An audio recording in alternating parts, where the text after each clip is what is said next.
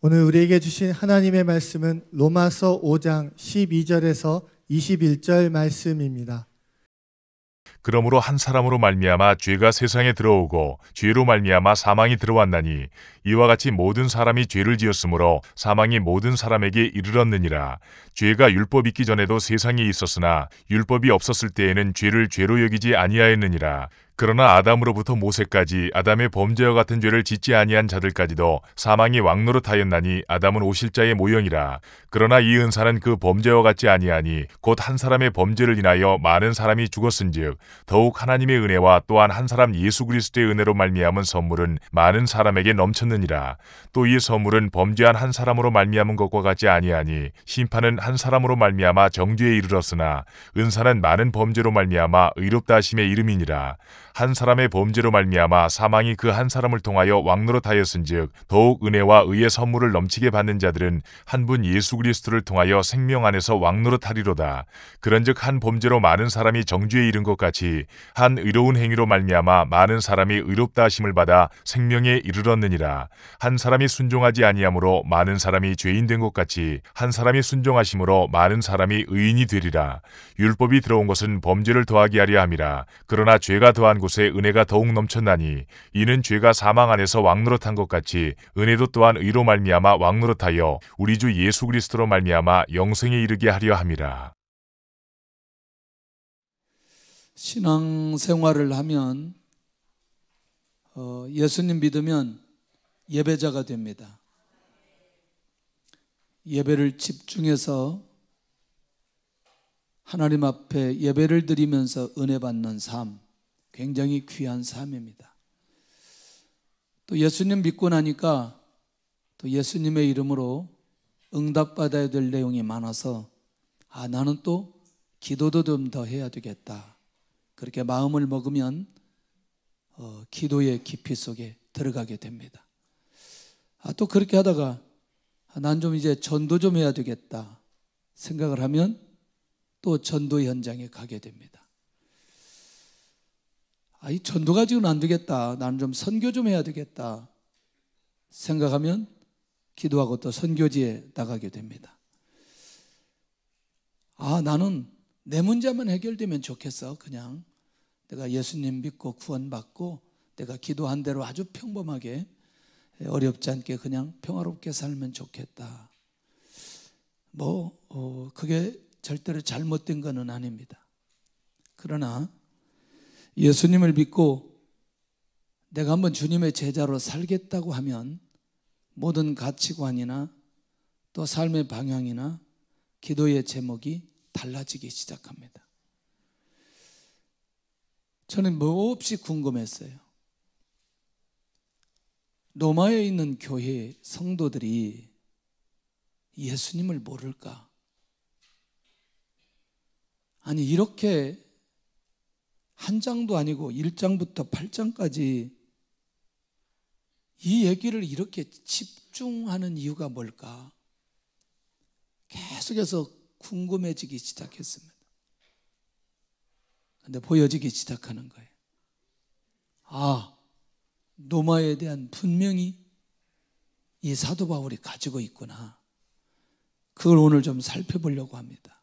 그래서 지난주에 우리가 뭘 들었냐면 의롭다 하심을 받은 자의 삶이 무엇인지를 바울이 쭉 설명합니다.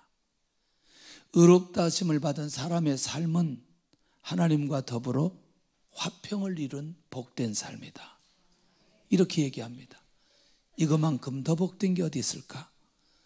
두 번째는 의롭다 하심을 받은 사람은 믿음으로 하나님의 은혜에 들어감을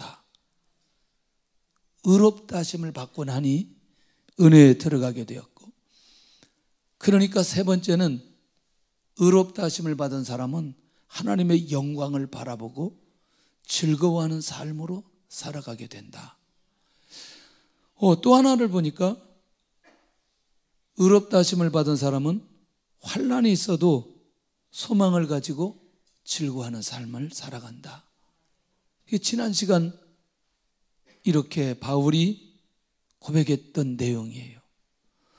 너무나 멋있지 않아요? 그리고 또 귀하지 않아요? 그래서 아까 처음에 말씀드린 대로 도대체 노마서를 기록한 목적이 뭘까? 뭐 하고 있나? 노마교회 성도들을 주님의 제자로 양육하고 싶은 거예요. 주님의 제자로 양육하고 싶은 거예요. 이제 이론적으로 알고 있는, 또 그들이 진짜 예수님 믿고 구원받았지만 이걸 너무너무 철저하게 그리고 완벽하게 이 노마교회 성도들이 잘 체질화되면 좋겠다. 그것은 뭐냐면 노마교회가 로마의 복음화의 비전을 가지도록 하는 게 바울의 목적이기 때문에 단순하게 접근할 수가 없었던 거죠. 세 번째는 이 노마교회가 모든 족속을 제자 삼도록 하기 위해서 이 노마서를 굳이 자기가 가기 전에 노마에 있는 성도들에게 편지할 수밖에 없었다. 결국 궁극적인 이유는 노마교회 모든 성도가 주님의 제자가 되기를 원하는 그런 마음이 바울에게 있는 것을 보게 됩니다. 아마도 오늘 내가 주님의 제자가 되려고 하는 마음이 조금이라도 있는 분들은 이 말씀이 우리의 삶 속에 강력하게 들리게 될 줄로 믿습니다. 할렐루야. 그러면 가장 먼저 정리를 좀 해본다면, 제자는 하나님의 사랑을 경험한 사람이 주님의 제자 될 수 있다. 하나님의 사랑을. 5장 8절에 보면 우리를 위하여 죽으심으로 하나님께서 우리에 대한 자기의 사랑을 확증하셨느니라. 이 말이 무슨 말이냐면 자신을 향한 하나님의 사랑을 확인한 사람, 나를 향한 하나님의 사랑을 확인한 사람은 주님의 제자 될 수 있다. 왜? 내가 죄인 되었을 때 주님이 죽으심으로 하나님에 대한 우리의 사랑을 확증시켜 주셨기 때문에. 이거 진짜 주님이 내가 죄인 되었을 때 죽으셨다는 사실이 믿어지는 사람, 이 사람이 제자 될 수 있다는 거예요. 어떻게 죄인인 나를 주님께서 죽어주셨을까? 두 번째가 이제 그의 피로 말미암아 의롭다 하심을 받았다고 믿고 사는 사람이 주님의 제자 될 수 있다. 자, 이 얘기 너무나 많이 들었어요. 많이 들었는데 주님의 피로 의롭다 하심을 얻었다는 건 하나님의 진노에서 구원받았다는 겁니다. 우리 구원이라는 문제를 단순하게 처리하는데, 내가 죽어야 되는데 주님이 죽으셨다. 내가 진노받아야 되는데 주님이 대신 받으셨다. 내가 죄에 대한 대가를 지불해야 되는데 주님이 대신 지불했다. 그래서 나를 지옥 갈 영혼을 천국 가게 만들어 주셨다. 이걸 구원이라고 얘기한다는 거죠. 이걸 구원이라고. 그러니까 주의 피로 내가 의롭다 하심을 받았다는 사람은 그 마음속에 주님을 향한 복음을 위한 그 마음으로 불붙듯이 일어나게 된다. 세 번째, 모든 우리가 원수 되었을 때 그의 아들의 죽으심으로 말미암아 하나님과 화목하게 되었다. 아까는 그 피로 의롭다 하심을 얻었고, 세 번째는 예수 그리스도로 말미암아 나와 하나님의 관계가 회복된 사람이다. 누구의 권한으로? 주님의 권한으로. 그런데 그때가 어느 때냐? 아까는 내가 죄인 되었을 때, 지금은 내가 하나님과 원수 되었을 때 예수님의 죽음으로 나와 하나님의 관계가 회복되었다. 이건 사랑입니다. 하나님의 사랑입니다. 조건 없는, 일방적인, 놓칠 수 없는 하나님의 사랑이라는 거죠. 네 번째가 뭐냐? 우리 주 예수 그리스도로 말미암아 하나님 안에서 또한 즐거워하느니라. 뭐냐면 그리스도와 하나님 안에서 즐거워하는 사람, 화목하게 하신 예수 그리스도로 말미암아 하나님 안에 사는 사람. 오늘도 우리 찬양할 때 혹시 기쁨이 회복되었어요? 예. 성가대 찬양할 때 기쁨이 회복되었어요?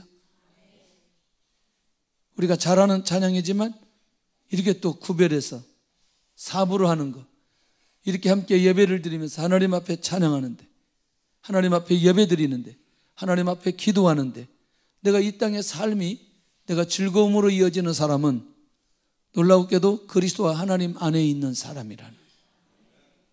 근데 그것이 고난 중에도 즐거워한다. 사람들이 종종 이런 얘기하죠. 목회 너무나 힘들다.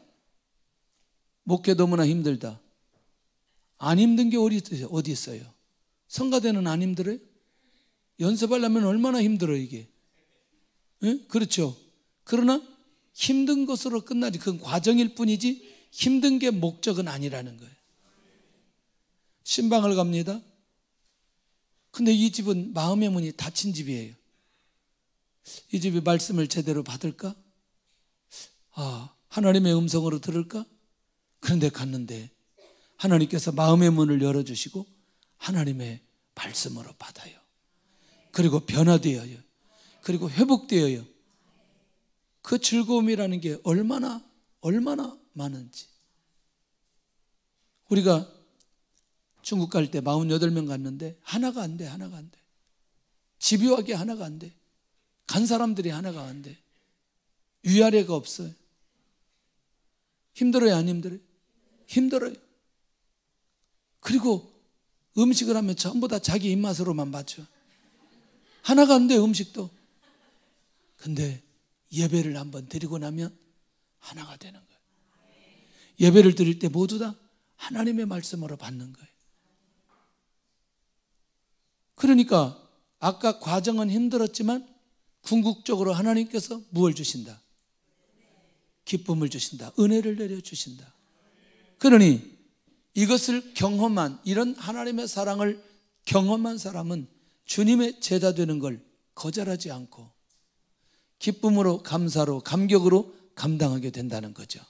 하나님의 사랑을 그리스도 안에서 경험한 사람이 진정한 제자 될 수 있다. 근데 이제부터 다시 눈이 열려야 됩니다. 하나님의 사랑 경험했어요. 흔들림이 없어요. 근데 로마에 있는 성도들이 어떤 사람이 되기를 원한다고요? 제자가 되기를 원한다는 거죠. 그런데 제자가 되기를 원하려면 아담의 정체를 알아야 된다는 거예요. 첫사람 아담에 대해서 알아야 되는데 첫사람 아담에 대해서 알아야 된다는 것보다 더 중요한 건 죄를 알아야 된다는 거예요. 뭘 알아야 된다? 죄. 한 사람으로 말미암아 죄가 세상에 들어오고 죄로 말미암아 무엇이 들어왔나니? 할렐루야. 결국 두 번째 아담의 정체성을 아는 사람이 제자가 되는데 결국 한 사람의 죄로 인해 모든 사람에게 사망이 미치게 된 거죠. 그러니까 여러분들 이제 이 얘기를 계속하면 할수록 놀라운 상황이 벌어집니다. 어떤 상황이 벌어지느냐? 한 사람의 죄가 모든 사람을 죄인으로 만들고 사망에 이른다는 얘기를 계속해서 하는 거예요. 죄의 기원을 계속해서 얘기하는 거예요. 죄의 결과를 계속해서 얘기하는 거예요. 그리고 죄의 쌌은 사망으로 인류 전체를 죄가 지배하게 되는 상황으로 만든 사람이 누구? 아담이에요. 무엇을 가지고? 죄를 가지고. 그래서 사람이 태어날 때부터 무엇을 가지고 태어난다? 죄를 가지고 태어난다는 거예요.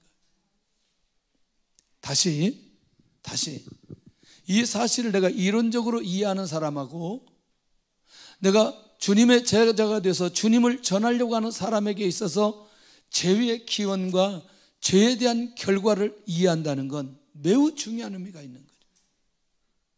그러니까 아담의 죄를 얘기하면 얘기할수록 무엇이 더 커지는 거예요?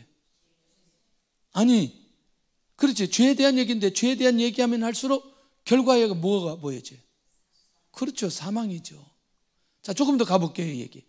사망을 가져오게 하는 것이 죄라는 사실이 분명하게 보여지고 죄가 보여져야 원인을 찾게 되는데 이게 이제 굉장히 중요하죠.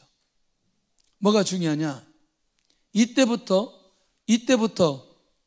죄를 지은 사람은 사망 안에서 무엇이 왕노릇하느냐? 죄가 왕노릇하는 거예요. 이 말이 이해가 될 수 있길 원합니다. 조금 더 설명을 더 가면서 할게요. 두 번째가 뭐냐면, 죄가 율법이 있기 전에도 세상에 있었으나 율법이 있기 전에는 죄를 죄로 여기지 아니하였다. 율법은 언제 주셨어요? 율법은 이스라엘 민족이 출애굽하고 광야에 갔을 때 율법을 주셨어요. 근데 그 전에 죄가 있었다 없었다? 죄가 있었다. 그런데 죄가 있었는데 죄에 대한 형벌을 말씀하지 않았어도 죄에 대한 대가는 지불했다는 거예요. 이걸 오늘 처음 듣는 사람은 좀 어려운데, 다른 게 아니고 아담이 창조되었을 때는 율법을 주시지 않았다는 거예요. 아브라함의 후손이 애굽 땅에 가서 430년 동안 노예 생활을 하고 출애굽하고 광야에 있을 때 하나님께서 모세를 불러서 결국 10계명을 주셨다는 거죠. 자, 그런데 죄가 있었고 죄에 대한 대가를 지불했다는 걸 뭘 통해서 확인할 수 있느냐? 노아 홍수 사건은 노아 개인적으로는 축복이지만 그 시대에 사는 사람들에게는 무엇이다? 심판이다. 정리됐죠? 소돔과 고모라는 무엇 때문에 심판을 당해요? 죄 때문에 심판을 당해요. 그러니까 이미 율법이 있기 전에도 죄가 있었고 죄의 문제가 해결되지 않으면 반드시 뭐가 있다? 심판이 있다는 사실을 아는 사람이 주님의 진정한 제자 될 수 있다. 다시 정리한다면, 그러면 율법과 상관없이 죄는 존재했고 죄의 문제가 해결되지 않으면 반드시 심판이 있고, 심판은 반드시 무엇으로 이어지더라? 사망으로 이어지더라. 요 얘기를 계속해서 하면 어떻게 되느냐?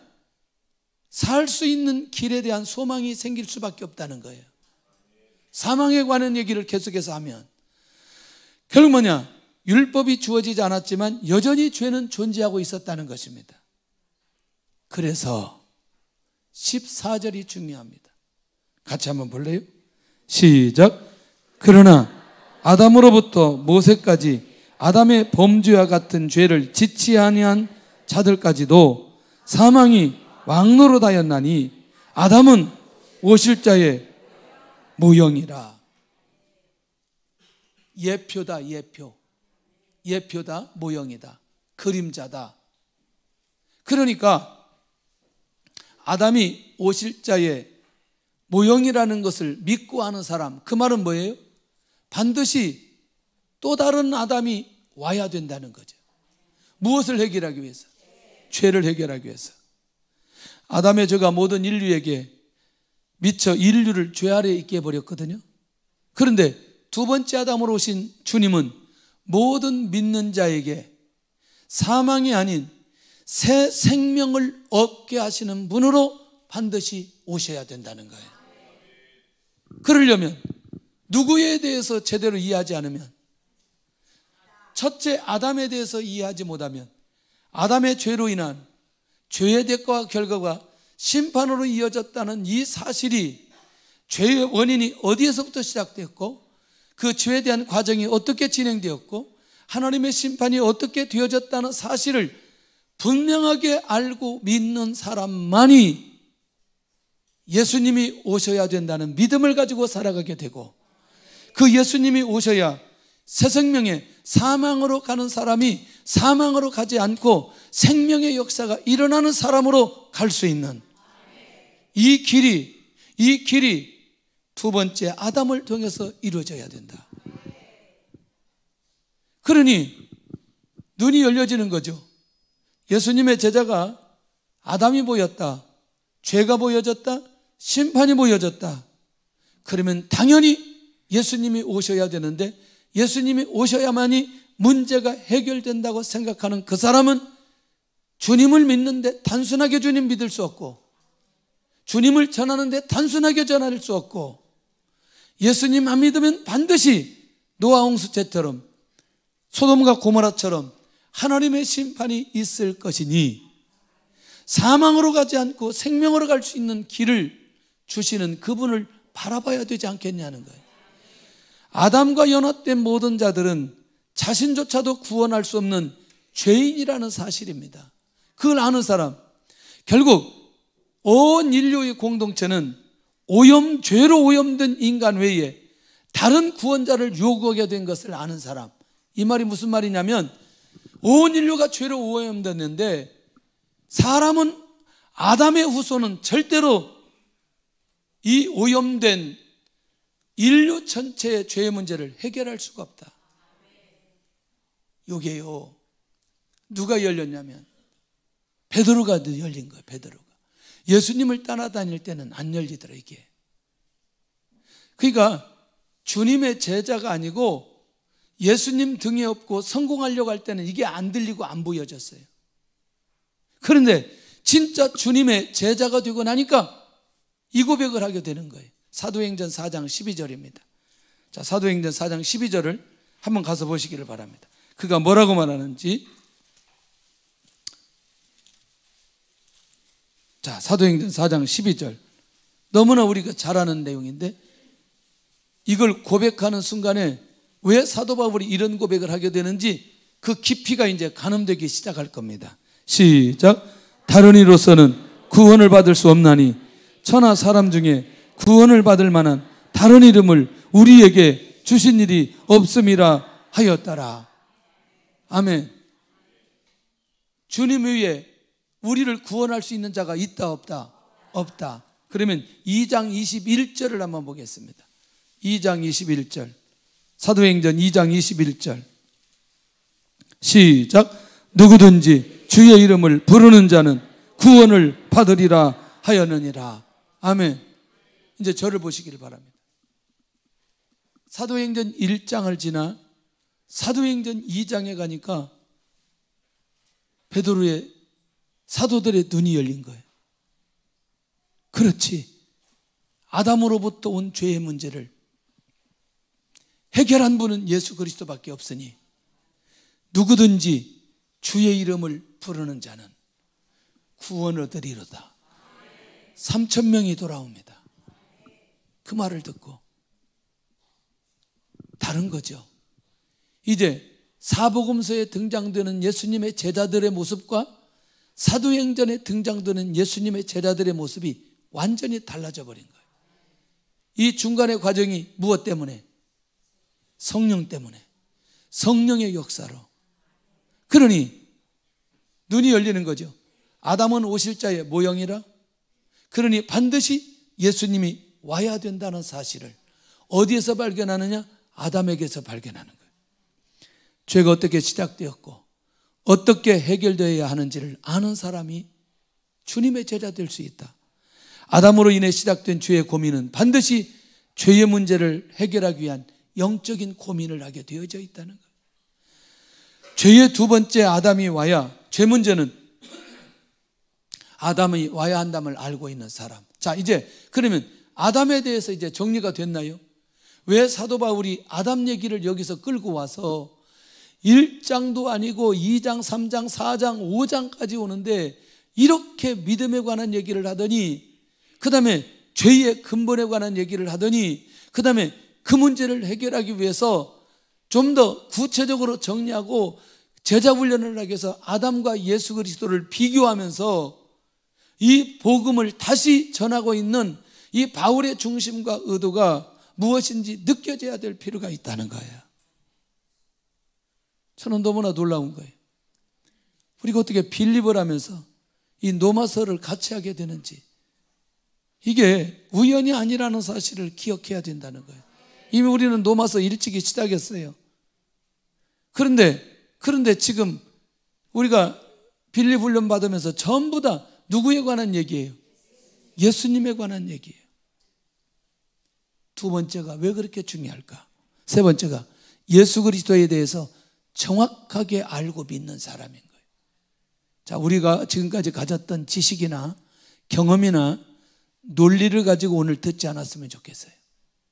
다시 오늘 정말 새로운 마음으로 내가 예수님에 관한 얘기를 듣고 있다. 하나님의 은혜와 한 사람 예수 그리스도의 은혜로 말미암은 선물은 많은 사람에게 넘쳤느니라. 뭐냐? 아담의 범죄로 인해서 죄로 오염된 자들에게 주신 하나님의 은혜를 아는 사람. 그러니까 죄로 오염되었다는 건 아까 말씀드린 대로 반드시 그 결과는 사망으로 이어지는데, 사망으로 갈 사람들에게 하나님께서 은혜를 내려주셨다는 거예요. 그 은혜를 아는 사람이라는 거예요. 죄로 오염된 사람이 훨씬 더 역동적이고 강력한 역사를 보여주는데, 결국 뭐냐? 예수님의 은혜는, 그리스도에는 아담의 범죄를 능가하는 능력을 믿는 사람들 모두에게 보여주셨다는 거예요. 할렐루야. 그러니까 아담을 통해서 죄를 지어서 오염된 사람은 사망으로 가지만, 하나님께서 그리스도를 통해 주신 은혜는 절대로 죽지 않고 하나님의 진노 문제 해결되고 천국으로 가게 되어지는 기가 막힌 하나님의 축복과 은혜를 그리스도를 통해서 주셨다. 이것을 선물이라고 얘기한다는 거예요. 선물이라고. 왜? 조건 없이 주셨기 때문에. 그러니 아담으로부터 보여주는 영향력하고 주님을 통해서 주시는 영향력은 비교 대상이 될 수 없다는 걸 기억해야 될 필요가 있다는 거예요. 그러니까 아담 얘기를 계속해서 들으면 들을수록 이제 누구에게 집중되는 거예요? 예수님에게 집중돼야 돼요. 예수님을 안 믿을 수 없고, 예수님을 안 바라볼 수 없고, 예수님을 통해 주신 하나님의 은혜, 이 선물을 거절할 수 없다는 거예요. 예, 그러니까 사도 바울이 복음의 강력한 역사가 일어나도록 하기 위해서 아담부터 문을 열어놓고 계속해서 지금 끌고 오는 거 아니냐는 거예요. 오늘 저와 여러분들이 아담의 범죄를 능가하는 하나님의 능력과 은혜를 받았다는 사실 앞에 감사해야 될 필요가 있다는 거죠. 그럼 이제 이게 누구에게든지 이 은혜가 보편적인데, 보편적이지 않는 결정적인 이유는 그리스도를 믿음으로 받지 않고 연합하지 않기 때문에, 그리스도와 연합하지 않으면 구원받지 못하는 것이고, 구원받지 못했다면 결국 그 사람에게는 뭐가 준비되었다? 심판. 빨리 가지 뭐, 사망으로. 어차피 심판이나 사망이나. 에? 그러니까 죄는 이코르 사망으로 간다는 거죠. 예수 그리스도로 믿음으로 어디로 가고? 생명으로 가고. 정리됐나요? 자, 이게 예수 그리스도를 정확하게 알고 믿는 사람은 가슴이 불이 붙을 수밖에 없어요. 다시 세 번째, 이 선물은 범죄한 한 사람으로 말미암은 것과 같지 아니하니 은사는 많은 범죄로 말미암아 의롭다 하심의 이름이니라. 와, 아담의 범죄와 하나님의 선물을 비교하고 이 선물의 비밀을 아는데, 하나님의 은사는 범죄한 아담으로 오는 범죄를 완전하게 덮어버리게 되었다는 거예요. 의롭다 하심을 받았다는 사실 자체는 과거나 지금이나 미래의 모든 죄 문제 해결이 됐는데, 이게 얼마나 놀라운 거냐면, 우리가 문제가 해결되지 않고 연단의 기간이 길은 것은 지난 죄 때문이 아니라 우리를 그릇 만들고 구원의 역사를 이루도록 하기 위해 주신 기회인데, 우리는 한 번 죄 문제를 해결하고 하나님 앞에 회개하고 용서함을 받았는데도 불구하고 다시 1년 지나서 또 그 회개 기도를 또 하는, 이거는 뭐냐면 예수님을 통해서 주신 완전하게 그 죄를 덮고 다시 묻지 않고 용서해 주신 하나님의 은혜에 대한 감동이 있지 않을 때, 지나간 죄 때문에 내 삶이 이렇게 되었다고 다시 과거로 돌아가는 그 신앙의 모습이 되어서는 안 된다는 거죠. 이미 내가 예수님을 믿을 때 원죄 문제가 해결되고 자범죄 문제가 해결되고, 내가 예수님을 믿으면서 짓는 그 죄는 내가 하나님 앞에 내가 회개하면서 그 문제 해결될 때에 의롭다 하심을 받았다는 말은 미래의 모든 것까지 의롭다 하심을 받았으니, 세상에 하나님께서 이 죄를 덮어주시는 이 은혜, 이 선물 얼마나 놀라운 거냐는 거예요. 이게 비교될 수 없다. 그러니까 아담의 범죄를 해결할 수 있는 방법은 오직 하나님의 선물로만 가능하다. 하나님의 선물로만 가능하다. 오직 한 길밖에 없다. 예수 그리스도 외에 다른 길이 없다. 할렐루야. 제자는 이 은사의 비밀을 알고 하나님의 풍성한 은혜를 정확하게 알고 있는 사람, 이 은혜를 저와 여러분들이 받았다는 사실이 얼마나 중요한 일인지. 할렐루야. 이제 여기서 끝나지 않습니다. 예수님을 통해서 주시는 것은 죄로 인해 사망이 그 한 사람을 통하여 왕노릇하였은 즉 더욱 은혜와 선물을 넘치게 받는 자들은 한 분 예수 그리스도를 통해서 생명 안에서 왕노릇하리로다. 은혜와 선물을 넘치게 받는 자들은 생명 안에서 왕노릇할 수 있다는 얘기예요. 그런데 죄 문제가 해결되지 않은 사람은 사망 안에서 누가 왕노릇한다? 죄가 왕노릇한다는 거예요. 그러면 우리 인생이 죄가 왕노릇하는 인생으로 살아갈 건지, 생명 안에서 내가 왕노릇하면서 살아갈 건지 판단해보고 결정하라고 하면 누구에게 물어봐도 생명 안에서 왕노릇하는 삶으로 살아간다고 고백하지 않을 거냐는 거죠. 그러니까 예수 그리스도를 믿고 누리는 은혜와 의의 상황을 잘 아는 사람이 진짜 주님의 제자 될 수 있고 주의 복음을 전할 수 있다는 거예요. 구원받는 자는 사망의 지배를 받지 않고 도리어 생명 안에서 왕노릇한다는 이 기가 막힌 비밀. 이 왕노릇은 영원히 지속될 것이며 주님 재림으로 종말의 때에 완전히 실현된다는 겁니다. 너무나 귀한 이 복음인데, 이 예수 그리스도이신데, 예수님 믿고 구원받았습니다. 이걸로 멈추는 사람하고 이 예수님을 통해서 내가 생명 안에서 왕노릇한다는 것과 더 이상 사망 안에서 죄가 왕노릇하는 그 인생이 되지 않았다는 사실을 내 자신 안에서 지식적으로가 아닌 논리적으로 아닌 내 안에서 믿어진다. 견딜 수 없는 거죠. 내 자녀가 예수님 안 믿는다? 그러면 사망 안에서 죄가 왕노릇하는데 그 결과는 무언데? 사망인데? 우리 가족이, 부모님이, 우리 형제들이, 우리 이웃이 심각해지는 거죠. 아니, 제자까지 살지 않아도, 내가 제자의 삶까지 가지 않아도, 내가 밖에 나가서 전도까지 하지 않아도 이미 내가 그것을, 그 사람들을 놓아두는 그것은 그로 하여금 어디에 가도록 하게 하는 거다? 사망에 가도록 하게 하는 거다. 이 책임 누가 질 건데요?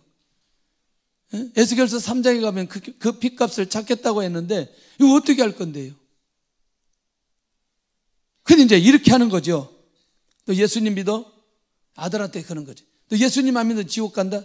항상 율법적으로 얘기하니까 이게 마음이 다치는 거죠. 남편한테 예수님 믿어야 천국 간다. 그러면 지옥 간다. 야, 그러니까 이게 사람이 마음의 문을 열고 복음을 전해야 되는데 율법적으로 정죄해 놓고 교회 나오라고 하는 거예요. 복음을 전하는 게 아니라 교회 나오라고 하니까 안 나오는 거죠. 내 안에서 이 복음의 비밀이 예수님에 대해서, 죄에 대해서 명확하게 알고 사랑하는 마음이 들게 되는 거예요. 그리고 애통하면서 정말 내가 모든 것들을 다 포기해서라도 저 아들이, 저 남편이, 우리의 형제가 주님 앞에 나오면 끝인 거지. 그래서 전도를 잘하는 사람들 보면 돈을 잘 써요. 돈을 잘 써. 선물도 갖다 주고 밥도 사주고. 그러니까 여러분들 진짜 영혼 구원하려면 돈을 좀 많이 써야 돼. 돈을. 왜 돈을 안 쓰냐고. 반응을 이렇게 하지 말고 뭐라도 좀 밥도 좀 사주고 고기도 좀 사주고 선물도 좀 보내주고 그 마음의 문을 열어야 될 거 아니겠어요? 닫혀있는 마음에 복음을 아무리 전해봐야 안 된다는 거지. 주의 은혜가 있기를 원합니다. 정말 이 비밀을 안다면 안타까운 마음, 사랑하는 마음, 애통하는 마음, 이 마음들이 우리 안에서 계속 일어날 때, 우리도 모르게 복음을 전하게 되는 그런 놀라운 역사가 일어나게 되는. 우리 아까 김성대 집사님 멋진 장례식 치렀는데 이제 위로 예배 가는데 문자가 왔어요. 목사님, 우리 형제들에게 복음을 좀 전해주세요. 이번 기회에. 난 정말 귀한 마음이라고 생각해요. 그래서 보통 데살로니가 전서 4장 하는데 누가복음 16장 가지고 그 부자와 거지 나사로 지옥과 천국 간 얘기를 계속하면서 이 땅에 있는 동안에 예수님 믿어야 천국 갈 수 있다고. 그러니까 나사로 좀 보내다 우리 형제들에게 알려달라고. 그렇게 할 거 없다. 이 땅에는 모세와 선지자들이 있으니 그들을 통해서 들을 것이다. 이런 얘기까지 하면서 복음을 전했어요. 그것은 형제들의 구원에 대한 애통함이 있었기 때문에 그런 요구를 할 수 있지 않겠냐, 그런 생각이 드는 거죠.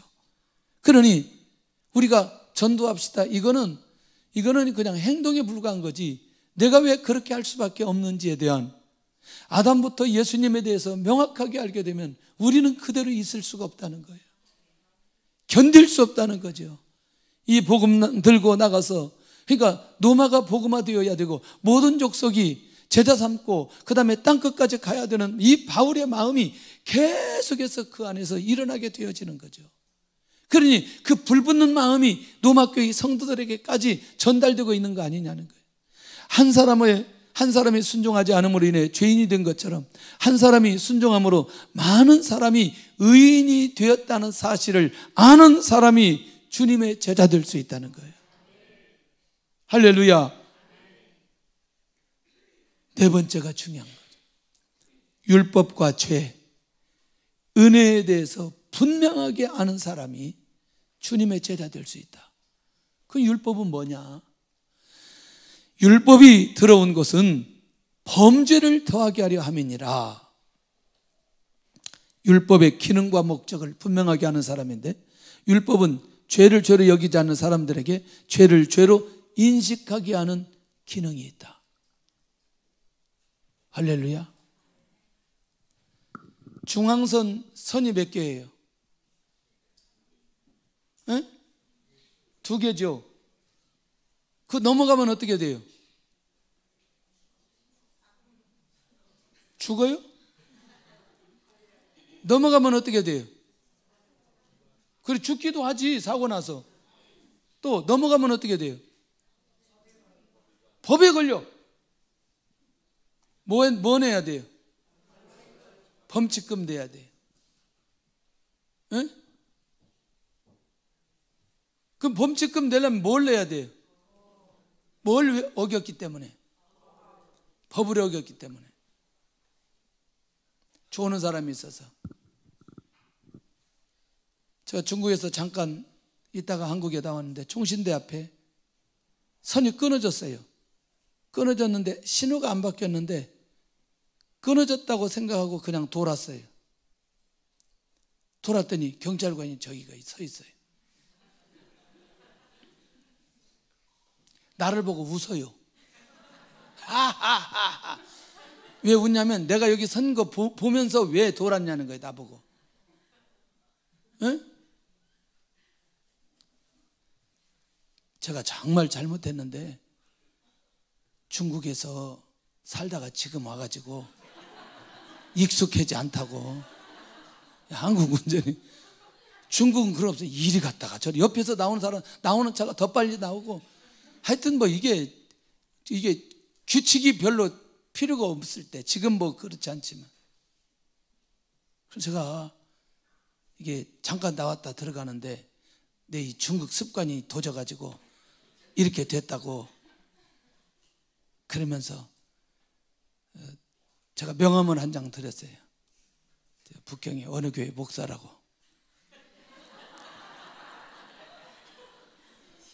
난 봐달라는 거지. 근데 그분도 딱지를 뗄 생각이 없어요. 얼굴을 보니까. 이런 사람은 처음 보니까 대놓고 자기 앞에서 돌았으니까. 그랬더니 자기 북경의 어느 교회 가봤다고. 정말 죄송하다고. 가라고 하는 거예요. 여러분들, 이걸 넘어가면 법을 위반했다는 것을 만들어 놓은 거예요.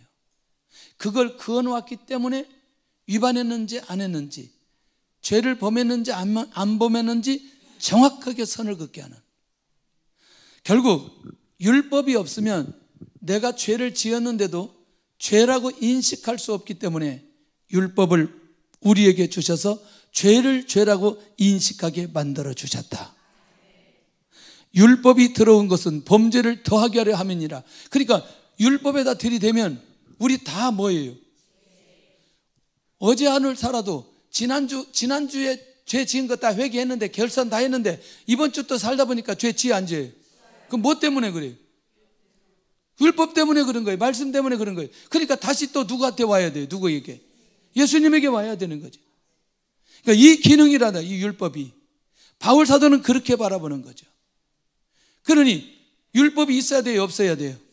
있어야 돼요. 왜냐하면 그 죄 때문에 자기 자신 스스로 죄를 지었다는 사실을 인정해야 누구에게 오기 때문에? 주님에게 오기 때문에. 율법의 기능과 목적을 분명하게 하는 사람. 그런데 율법이 죄의 문제를 해결한다 못한다? 못한다는 거예요. 율법은 죄의 문제로 고통하는 자에게 그리스도에게로 인도하는 몽학 선생이 된다는 거예요. 율법에 대해서 우리가 명확하게 이해하고 인도받는다면 율법을 이해하고 정리하는 데 어렵지 않을 것입니다. 인류의 구원과 죄에 있어서 율법은 필요하지만 조연에 불과하다. 주연은 아니다.